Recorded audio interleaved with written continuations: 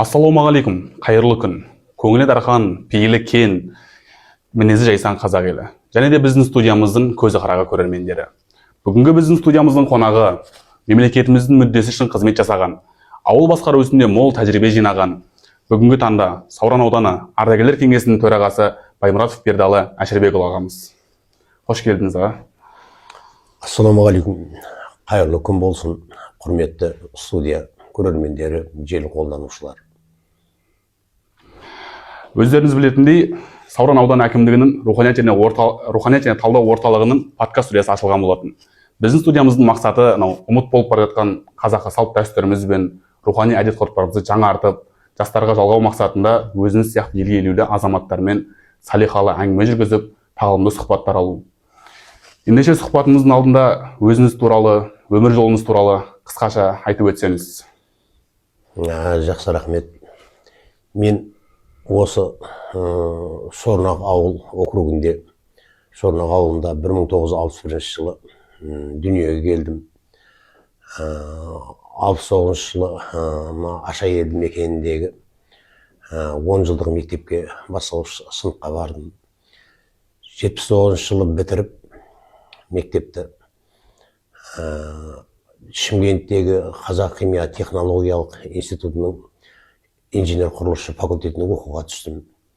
84 жылы сол жоғары оқу орнын тамамдап, өмір жолымды, жұмыс жолымды, қызметімді Қызылорда қаласында құрылыстық трест мекемесі Селстрой 1603 дейді. Сол мекемеде жас маман болып жұмыс бастадым. Одан өндірістерге шығып, бірнеше ПМК дейді ғой, енді жылжымалы құрылыс колониялары, мекемелері. Сол мекемелерде шебер болып, прораб болып, жұмыс жасап, одан 86 жылы өзімнің туған еліме, осы ауылға, Түркістан қаласына оралдым. Сол жерде халықаралық құрылыс мекемесі дейді. Сол жерде прораб болдық, мастер болдық, участке бастығы болдық, жұмыс жасадым. Одан райбыткомбинат аудандық тұрмыстық қызмет мекемесі дейді ғой енді. Қазір сол мекемеде бас инженер болып жұмыс істедім.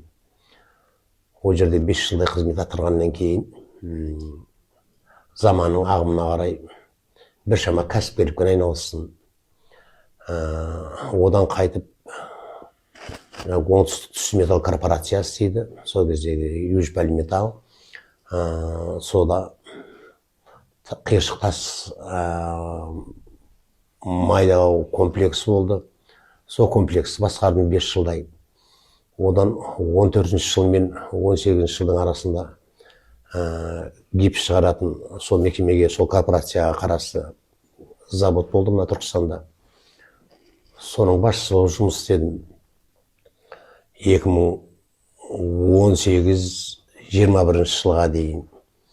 21 жылды сайлаумен, халықтың қалауымен осы Сауран ауданы жаңадан құрылған. Сол жылы мына ауыл әкімдерін сайлау басталды. Сол сайлауға түсіп, елімізді көркейтуге, еліміздің болашағына жұмыс жасауға, халыққа қызмет жасау үшін әкімдікке үміткер болып түсіп, әкім болып сайлаудан өттім. Сөйтіп Шорнақ ауыл округінің әкімі болдым. 4 жыл міндетімізді атқарып, өзі уақыты 4 жыл. Сонымен өткен 2025 жылдың күз айында зейнеткерлікке шықтым. Зейнеткерлікке шыққаннан кейін қоғамнан қол үзбейік, елге қызмет жасайық деген мақсатта қолымыздан келген тәлім тәрбиемізді, өмірден үйренгенімізді үйретейік, жастар тәрбиелейік деген мақсатта осы Сауран аудандық ардагерлер кеңесінің ұйымының төрағасы болып сайландым. Содан бүгінгі таңға дейін міне осы жұмысты жасап жатырмыз. Жалпы менің өмір жолым осылай. Керемет, рахмет көп. Әрине, әр еңбектің өз жемісі болады дегендей көптеген қызмет атқарғаныңызды білеміз. Бірақ енді осы қоғамдық жұмысқа келуіңізге не себеп болды?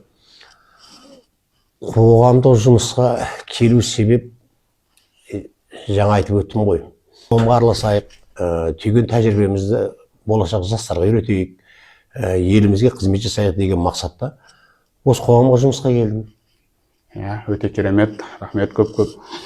Енді осы уақытқа дейінгі атқарған қызметтеріңіздің барлығын білеміз, қандай лауазымда қызмет атқардыңыз барлығын айтып отырсыз.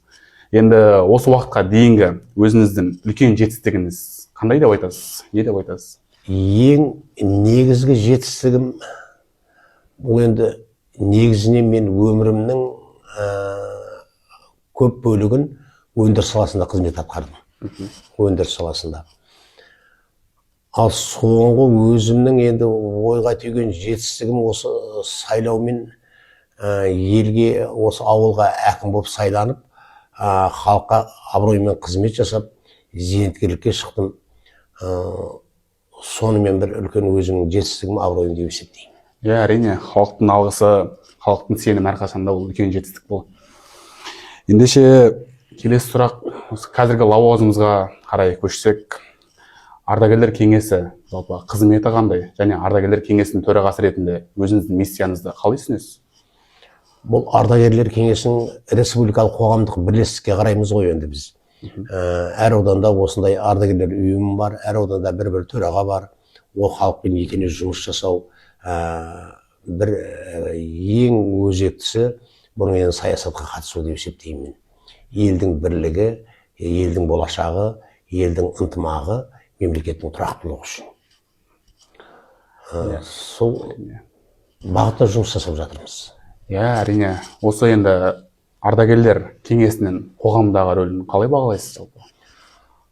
Ардагерлер кеңесінің қоғамдағы рөлі бұл зейнеткерлерге әлеуметтік жағдайын, медициналық жағдайын жәрдемдесу, сосын елдің тұрақтылығы, бірлігі үшін жастарды патриоттық сезімге тәрбиелеу, үйрету. Ақыл кеңесіміз. Мен солай деп керемет. Жалпы жастарға бұрынғы өнеге насихаттау, қазіргі ғұрыптау, сол жағынан негізгі осы бұрынғы буын мен қазіргі буын жастардың айырмашылығы неде деп ойлайсыз? Бұрынғы буын мен қазіргі буынғы жастардың айырмашылығы, қазір қарқынды мемлекет дамып келатыр. Ол жасанды интеллект, жүйе дейміз ғой енді қазіргі. Әлеуметтік желі, жастардың бәрі білімді. Бәрі әлеуметтік желіге кіріп, бұл заманның, қоғамның дамып жатқанына белсене қатысып отыр қазіргі жастар. Ал бұрынғы уақыттарды алатын болсақ, біздің жас кезімізде бір көгілдір экран, телевизор, радиодан басқа ештеңе болған жоқ қой бізде. Телефон деген ол үреде бір үйлердің өзінде баяғы үйдің телефоны ғана болатын. Баяғына цифровой бет теріп отыратын. Қазір дамыған заман бұл жалпы еліміздің кемелді келешегі, бақытты болашақ үшін қазіргі жастардың білімділігі, білімі, дамуы өте керек деп есептеймін мен. Қазір біз көштен қалмауымыз керек, дамыған елдердің қатарына қазір кіріп отырмыз, міне Құда қаласа. Сол себептен жастардың білімі өте жоғары дәрежеде болу керек деп есептеймін. Айырмашылығы сода. Әрине, өте дұрыс айтасыз. Қазіргі енді болашағымызда барлығы осы жастарға байланысты ғой. Бірақ енді жаңа интеллект, бірақ ескі әдет ғұрып дегенде өзіміздің рухани әдет ғұрпымыз бар дегенде, қазіргі жастардың бойында осы қандай құндылықтар жоғалып баратыр деп ойлайсыз? Және қазіргі жастарға негізі көңіліңіз тола ма өзіңіздің? Қазіргі жастарға неге көңіл толмасқа? Жаңа айтып өттім ғой. Бұл мемлекеттің болашағы біздің жастар деп. Ал әдет ғұрпымызға келетін болсақ, қазір жақсы қолға алынып жатыр ғой міне. Неше жылдан бері мынау Наурыз мерекесі өзіміздің ұлттық дәстүрімізге айналды міне. Сол Наурыз мерекелерімізде, басқа мерекелік күндерде біздің ұлттық дәстүрлерімізді дәріптеу өте жоғары деңгейде өтіп жатыр. Сол себептен біз мына ұлттық құндылықтарымызды еш уақытта жастардың бойына сіңіріп, үйретіп отыруымыз керек. Бұл ұлттық құндылықтарымызды біз жоғалтып алмауымыз керек. соның мысалы ретінде кешегі апта мына жерде біздің Бабайқорған ауыл округі бар. Соның үлкен мәдениет үйі бар, білесіздер өздеріңіз. Сол жерде осы нақты ұлттық дәстүр руханият бойынша үлкен іс-шара өтті. Халық негізінен дені жастар жиналды. Сол енді мәдениет үйінің қызметкерлері біздің ұлттық дәстүрлерімізді дәріптеп, тоқым қағу, кілем тоқу, жаңағы бата беру, азан айтып ат қою деген сияқты ұлттық құндылықтарымызды, дәстүрлерімізді сол жерде үлкен жақсы жоғары дәрежеде қойылым қойып көрсетіп өтті. Біз өте мәдениет үйінің қызметкерлеріне алғысымызды айтып қанағаттандық. Рахмет көп. Өте дұрыс айтасыз. Айтылған сөздеріңіздің орны бар әрине. Енді бірақ қанша дегенмен ол отбасыда алынған тәрбиенің орны бөлек болады ғой. Сол жас балаға кішкентай кезінен бойына сіңіріп өссе, ата әжесінің әңгімесін тыңдап, салиқалы әңгімелерін тыңдап өссе, ол қоғамға да сол көзқараспен қарайды. Енді осы отбасы тәрбиесінің қоғамдағы рөлін қалай бағалайсыз өзіңіз? Бұл менің өзімнің бағалауым бойынша қазақта қанатты сөз бар, тәрбие тал бесіктен дейді. Бір ата-ананың берген тәрбиесін ол енді ешкім бере алмайды деп есептеймін мен. Дастархан басында, отбасында, мынау жанұяда отырғанда үлкенге құрмет, кішіге ізет, үлкенді сыйлай білу, мынау өзіміздің ұлттық құндылықтарымызды, мәдениетімізді, әдебиетімізді айтып жеткізіп отырса, сол тәрбиені көрген бала, жастар өте тәрбиелі болады деп есептеймін. Тағы бір жақсы сөзіміз бар міне. Ата көрген оқ жанар, ана көрген тон пішер дейді міне. Соның барлығы өмірден алынған, өмірде болған мақсатта айтып отқан сөздер. Сол себептен мына отбасындағы тәрбиелік мәні бала-шаға үшін, жастар үшін өте керек дүние. Әрине келісемін сөздеріңізге. Бірақ енді атап өтпесек те болмайды, бірақ көпшілік жерлерде өзіміз байқаймыз ғой, рухани құндылықтарымыздың ұмытылып бара жатқанын өте қатты көңілімізді қынжылтады әрине. Енді сол жағын қайта жандандыру мақсатында, жалпы өзіңіз руханият деген ұғымды қалай түсінесіз негізі? Руханият деген ұғымды менің өзім жалпы өзім жеке басымның түсінігім біздің ұлттық құндылықтарымызды, мәдени мұраларымызды, тарихи жерлерімізді барлығын кейінгі ұрпаққа, болашаққа дәріптеп жеткізіп отыру деп түсінемін. Әрине, өте керемет, мардымды жауап. Осы қазақы салт дәстүрлердің бүгінгі қоғамдағы рөлі қандай? Қазақ салт дәстүрлердің бүгінгі қоғамдағы рөлі өте ерекше. Неге десеңіз, енді міне бүгінгі таңға дейін емес, жалпы осы кейінгі уақыттарға дейін біздің қазақи салт дәстүрлерімізді өте ұмытылып кете жаздады ғой. Осы кейін кезде міне жаңа осы судьяның басында айтып өттім, біздің наурыз мерекелері, мына ұлттық мерекелер барлығы қолға алынып, жастардың ой өрісінің бәрін кішкене өзгертіп, ұятып, өзіміздің мынау қазақи салт дәстүрімізге баулуға үлкен септігін тигізіп жатыр. Өте дұрыс айтасыз. Енді осы ауыл жастары мен негізі қала жастарының арасында қандай айырмашылық бар деп ойлайсыз? Рухани жағынан. Енді ауыл жастары мен қала жастарының ортасында рухани жағынан да, жалпы қазақи дәстүріміз жағынан да үлкен айырмашылық бар деп есептеймін. Неге десеңіздер, мынау ауылда өскен ұлы қыздардың, жастардың, ата мен әженің жақсы тәрбиесін көріп өсіп жатыр. Әрине.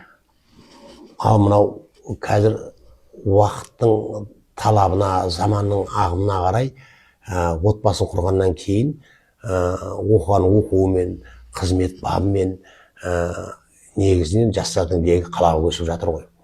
Сол себептен ол қалада туылып, жас семьяда өскен балалар мынау ата әженің рухани тәрбиесін ауылдағыдан аздап алады ғой.